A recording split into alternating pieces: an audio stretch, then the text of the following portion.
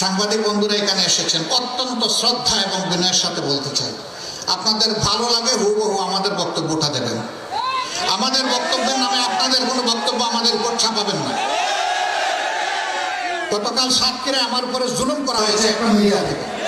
আমি ঢাকায় গিয়ে তাদের কর্মকর্তাদের সাথে বসবো, আমরা কি অপরাধ করেছিলাম, তাদের কি ক্ষতি করেছিলাম, আমাদের নামে কেন তারা এই অপবাদ দিলেন।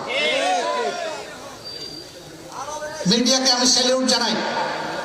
আপনাদের দায়িত্ব হচ্ছে কালোকে কালো, সাদাকে সাদা বলা। আমার মধ্যে কোনো কালো থাকে আমাকে ছাড় দেবেন না, কিন্তু আমার সাদা পোশাক কেউ কালো করবেন না।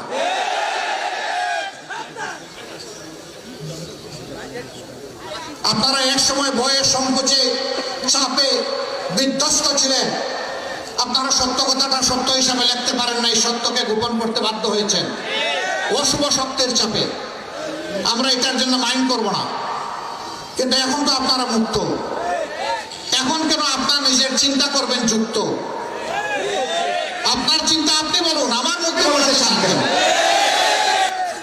শুধু আমার কথা বলছি না, কোন মানুষের কথাকে মেলাফাইট করা উচিত নয়, টুইস্ট করা উচিত নয়, বিকৃত করা উচিত নয়, জাতিকে বিভ্রান্ত করা উচিত নয়।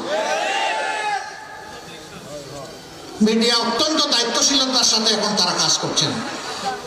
দেশপ্রেম তাদেরও আছে, এই দেশ তাদের, আমাদের সবার। যারা এই দায়িত্ব নিয়ে স্বচ্ছতার সাথে কাজ করছেন, আমি তাদেরকে স্যালুট জানাই। আপনাদের পাশে আমরা আছি।